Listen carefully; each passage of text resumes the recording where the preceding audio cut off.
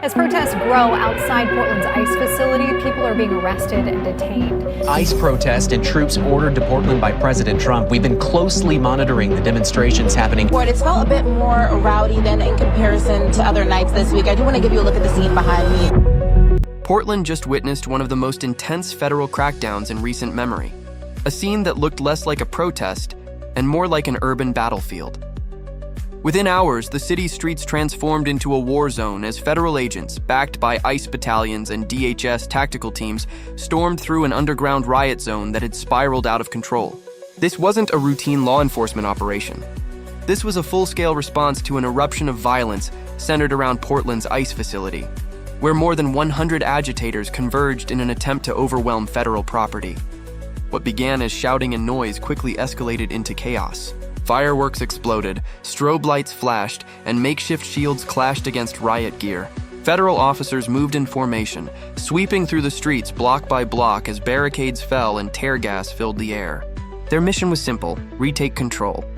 The night ended with dozens of arrests, one federal officer hospitalized after being struck by projectiles, and an entire city block left looking like a scene from a modern war film. But the most shocking part? The enemy wasn't an international cartel. It was Portland's own streets. For weeks, federal officials had warned that the city's sanctuary policies had turned it into a breeding ground for fugitives and organized rioters, a stronghold of lawlessness hiding in plain sight. And Tuesday night proved them right. ICE and DHS units moved in hard, sending a message loud and clear: cross into federal property and you're going into custody. According to officials, the targets weren't random protesters. Many were Antifa-linked agitators who'd been identified at prior riots, along with several illegal immigrants who had used sanctuary protections to avoid deportation. DHS officials described the night as a defining moment, a line in the sand that could no longer be ignored. The operation spanned several nights, but Tuesday was the breaking point, the night everything came to a head. Federal reports confirmed that over 100 rioters simultaneously tried to breach the ICE facility in what witnesses described as a war zone.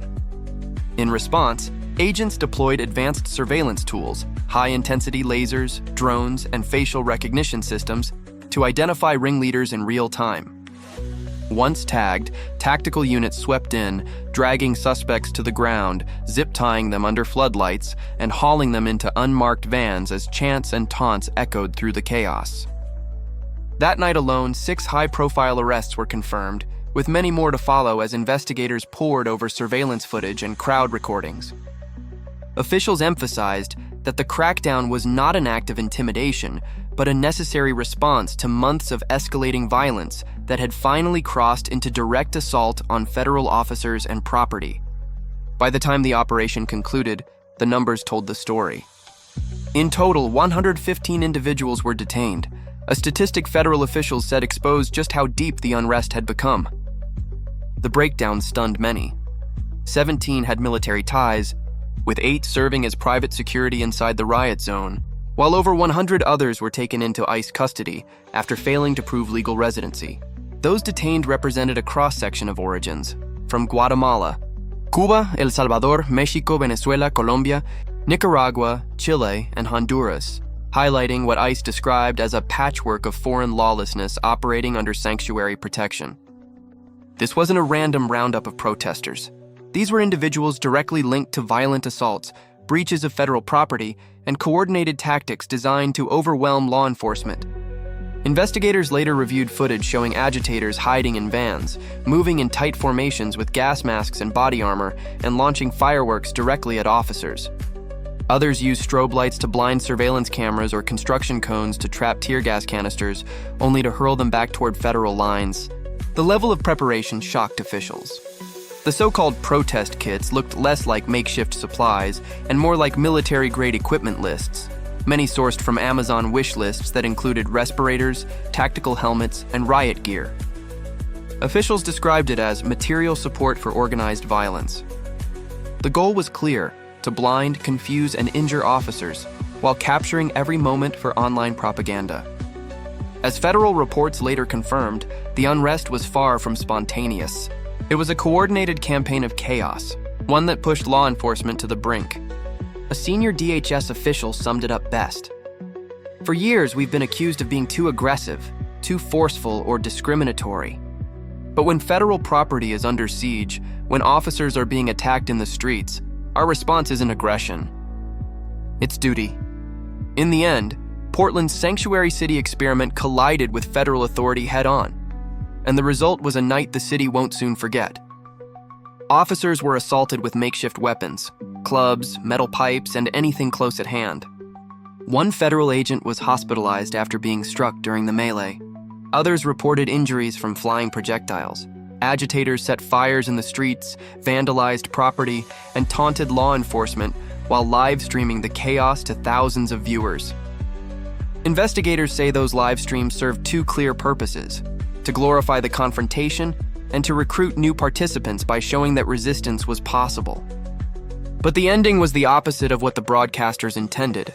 Many who filmed themselves that night wound up face down on the pavement with zip ties around their wrists, their own footage now serving as evidence in federal prosecutions.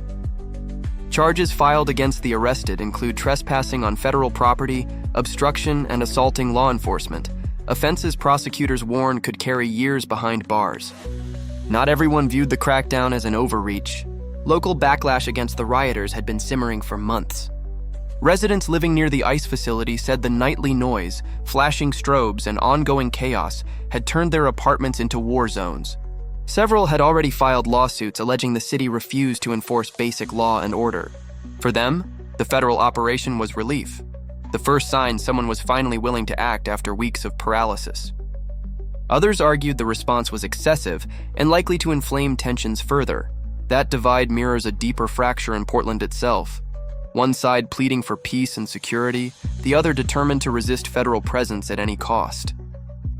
Federal officials insisted that the line had been crossed, that continuing to ignore it would mean ceding federal property to mob rule. Officials defended the crackdown with a blunt message. This was not political theater. It was protection of federal property under siege. ICE sources said each arrest was meant to send a clear warning: cross into federal lines and you will be taken into custody. DHS confirmed the use of advanced surveillance throughout the operation, including facial recognition and digital tracking, which allowed agents to pick suspects out of the crowd and connect them to prior attacks on federal facilities. On the ground, agents weren't trying to chase every single protester. Their mission was surgical: dismantle the networks by targeting leaders, drivers, and masked figures directing the crowd. The goal was to break the structure that enabled nightly chaos to persist. As one official put it, this was enforcement of federal law, not a display of brute force. The message was unmistakable. Anyone who believed sanctuary policies conferred immunity was sorely mistaken. The raid also reignited the national debate over sanctuary cities.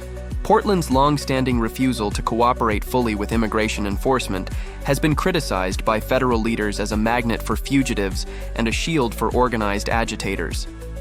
ICE officials argued the riots provided a stark example of what they say happens when sanctuary policies collide with federal enforcement. Radicals and undocumented migrants coalesce into a volatile mix that local officials either cannot or will not control. In this narrative, Portland became a flashpoint, a city where local government's hands-off approach left federal facilities exposed. Federal agents stressed that intervention was not a choice, but a necessity. Without it, they warned, the facility risked being overrun, setting a dangerous precedent that mobs could seize control of the streets around federal property anywhere in the United States. For DHS, that possibility was intolerable. The conclusion was sobering. The battle in Portland wasn't just one night or one city's problem. To federal leaders, it was a preview of what could unfold in other sanctuary jurisdictions if left unchecked. The numbers made the case.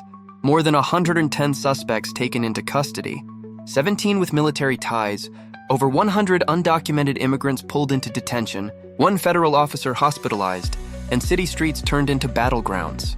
To federal authorities, these weren't mere statistics, they were warnings. Each arrest illustrated how close lawlessness had come to overwhelming federal enforcement. Each weapon seized underscored how organized the groups had become. Each night of unrest demonstrated that without federal action, local residents would continue to live in fear. As dawn broke over Portland, Washington's message was unmistakable. The crackdown has only just begun. Federal agents are not retreating. And the next time agitators gather to storm federal ground, the response will be equally swift. and equally decisive.